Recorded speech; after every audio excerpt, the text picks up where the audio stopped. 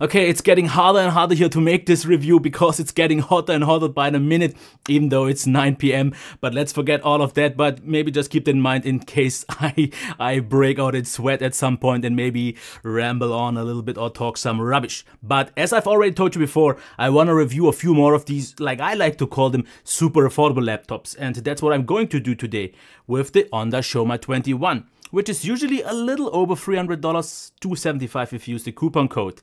And the question though today is, how much of a laptop, and especially how good of a laptop do you get for that money? Because of course at this price range, with all the good sides, there definitely are some compromises to be made.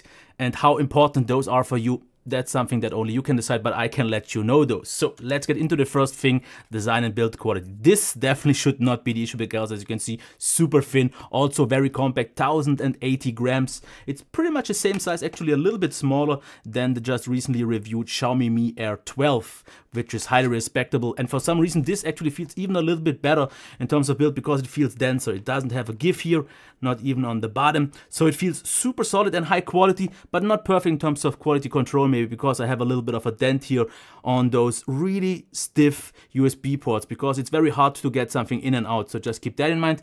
And then, for example, that even though it is easy accessible, M.2 slot, which as you can see here is a little bit loose. But that's pretty much the only thing that I could complain about because even the ports are fine because as you can see, USB 3.0 here with the microSD card slot. A cutout is also nice to see. And then we have USB Type-C. Of course, in this price range, you should not expect Thunderbolt, micro HDMI, which is nice to see, and another USB 3.0 port. So all this is very nice. On the bottom, we can see the feet, but those don't really protect it all the way from sliding because I could actually open it up with one hand if it wouldn't slide off because as you can see, that works fine. Also, the hinge is very nice and stiff. It has some wobble, but it's a nice and stiff, high quality hinge, which also already lets you see those, in my opinion, very nice and compact bezels because these are small. Even on the bottom, of course, therefore, the trackpad is a little bit smaller, but I think the compromise is well done because this feels so nice in terms of build quality, compact. I really like that. And about that keyboard, I really like it as well, but it's not perfect, and especially not in this price range, all that feature rich because we don't have backlit keys. The layout is okay, but we for some reason don't get a brightness control shortcut. Usually the rest is fine though. What I actually like is there is almost no flex, which you can see as well, a little bit of course. And the travel is actually quite deep into the bottom and it's nicely dampened out. And as you can hear, quite a quiet typing experience. And I really like the feedback here, besides those two shift keys, because as you can hear how cheap they sound compared to any other button. And this really puts me off because I use the shift button a lot. And always when I type, this is a little bit, yeah, one thing. But the typing experience otherwise is actually really good, which is the trackpad on its own.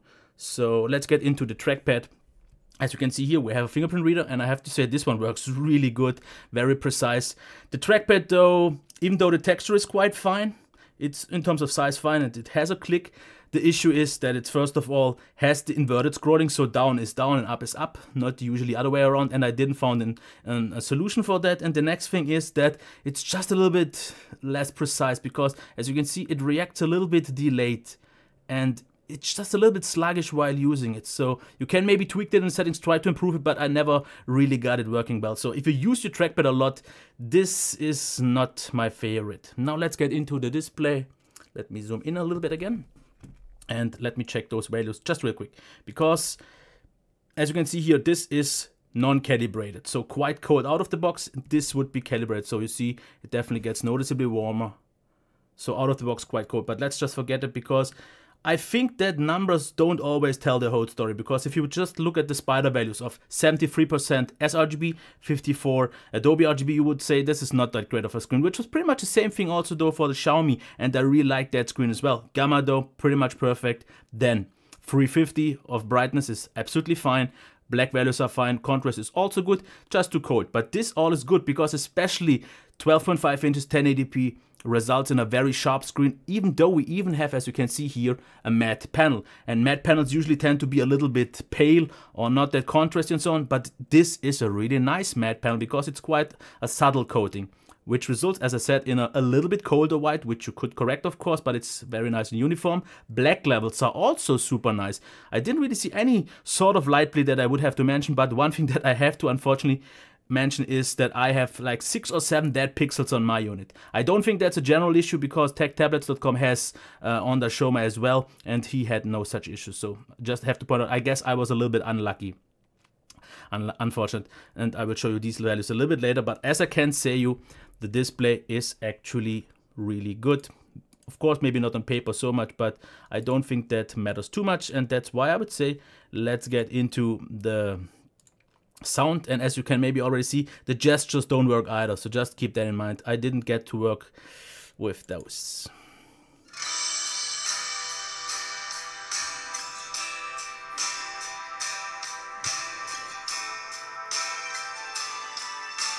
Yes, this was really 100%, and I gotta say, in my opinion, I would really actually like to call this a crap speaker, but Tech Tablets told me already that he's reviewed worse ones, which is hard for me to believe because every hand or every smartphone that I had was better than this. It's a very weak sound, no bass at all, no mids, pretty much just highs.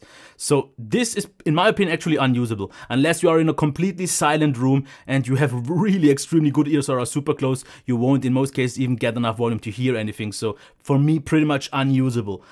Then, of course, you would say, let's just use the headphone jack, but as you have already seen, there is no headphone jack, which could be an issue for a lot of people. Not so much for me, since I never use them on a laptop anyways, but the issue is also that it seems to not support USB-C audio. So I've tried a USB-C headphone, didn't work. So that seems to be an issue. For me, it's actually not that big of a deal because I usually, if I use sound on a laptop, use a Bluetooth speaker, which worked then, in my opinion, totally fine. But for a lot of people, this definitely could be the issue. So let's get into the next thing, which would be the performance. And you've already maybe seen the spec. And it's definitely not all that great because those read and write speeds are definitely quite slow. The eMMC is pretty much just on the speed of an older HDD. But what you could do, as I said already, there is this easy accessible M.2 slot at the bottom, which you could then just replace with a better drive, which you should, because the boot up time is at 28 seconds, which is definitely quite slow. What I have to give it though, especially compared to the Onda, to the Xiaoma Chewy Lapbook 12.3 that I had, which I wasn't so impressed with the performance of the Apollo Lake, is the scrolling, as you can see, especially here in the browser. This is nice and smooth. As you can see here, because that one had to push a noticeably higher resolution, therefore had some issues. But this, actually, just for normal tasks, browsing, doing all the Word documents and so on, works way better than I would have expected. Of course, it's still a little bit sluggish because of the hard drive. If you open apps, if you jump a lot between, multitasking was fine, but don't expect it to be a blazing fast machine. But it's actually way more capable than the Chewy was, because that one felt noticeably more sluggish. This was a moderate, good experience if you just do your normal tasks. What I would not recommend you to do, though, is video and photo editing or any harder stuff. Of course, even gaming, unless you do some super light stuff, I would not consider that, which already leads me to the next thing, the heat and noise, because heat was not an issue for me at all. I could use it on my lap, it never got really warm at all, that was all fine.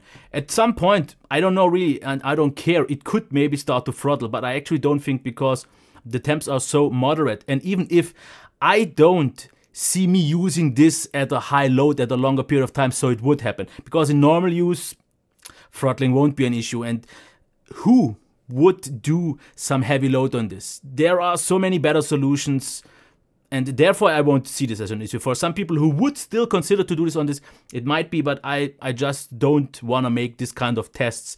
I will do starting at Core M devices, but not already on the Apollo Lake Pentium. So the next thing would be noise, none, because it's fanless. I didn't hear any sort of coil whine, which is totally fine. So we could already go to the battery life. The problem though is the charge. It takes like almost 4 hours. I think that's a little bit too much. That's hard to get used to, because it makes up for it in quite some ways, because the battery life is, in my opinion, great. Because what I got, at least like 6-7 hours in harder use, but usually actually even 8 and sometimes even 9.5 hours. Of course, the stretch is quite big, but I would say let's see 8 hours as the kind of average, especially considering that I always turn off all battery saving technologies and use the quite high brightness and so on. And from my experience, I can tell you, add to that at least 20-25%. Which would lead you to 10 hours plus, usually without any issues. I can't quite say this for sure, but this is what I usually have to say. And this is great. Software-wise, it came with an English Windows 10 activated, so Shouldn't be an issue for anyone. Other than that, no bloat, not really any sort of extra options and so on though, which, yeah, is fine, totally fine. So let's get into the pros and cons. Good port selection, besides, as you can see on the negative side, no headphone jack, and there seems to be no USB-C audio. Then, easy M.2 slot access. It is thin, light, and compact, which is definitely one of the highest points here. Then a really good build quality, a very good fingerprint reader, a quite good keyboard, really good display, good daily use performance, actually, absolutely in my opinion. Fanless, no coil whine, nice to see. Very good temps, totally. Great battery life, activated English Windows, and the value is really nice. Now what's not that great besides, like I said, the headphone jack, lack of that, and the no USB-C audio. Quality issues seem to be there because I, at least on my unit, had a dead pixels and a little bit of dent at the USB port. It has no backlit keyboard and the shift key sound was a little bit odd. Inverted trackpad scrolling direction that I think can't be changed. I tried some directory changes, registry changes, but it didn't work out. Sluggish trackpad use, slightly visible PWM flickering, which is actually something that I did not notice during my month of reviewing this device. I only saw it today when I did my spider testing, so I don't see this to be a big issue. Really poor speaker in my opinion, not made for heavy load tasks, and it usually has to be imported. So let's get to the conclusion. Price-wise, let's say 275, 300, something about that. I really like the pros, like the build quality, the lightweight design, the super nice display, the keyboard that I can type so nicely with, great battery life. But it comes with the downsides that you have to decide on your own how important they are. No headphone jack. You have to know if that's important for you, and the lack of USB-C audio, at least it seems to be the fact. But the only two issues for me are actually that the trackpad is quite sluggish and the speaker is poor. Trackpad, I don't use it so often, but it's bad if you have to use it and it's so sluggish, and the speaker is just poor. Besides those two things, the rest wouldn't have actually been an issue. Now you have to decide that on your own, because besides that, for 275, I think it actually offers quite a lot. If, like I said, the cons are no issue for you. The problem is though, for example, the Chewy, in some aspects was better. Like, for example, the screen was even better, the keyboard was even better, the trackpad was better, but it also had the issue that the performance was noticeably weaker, and especially the battery life. So if you just want something super nice and portable that gets the job just done fine, and you don't need this audio too much, yeah, it's nice.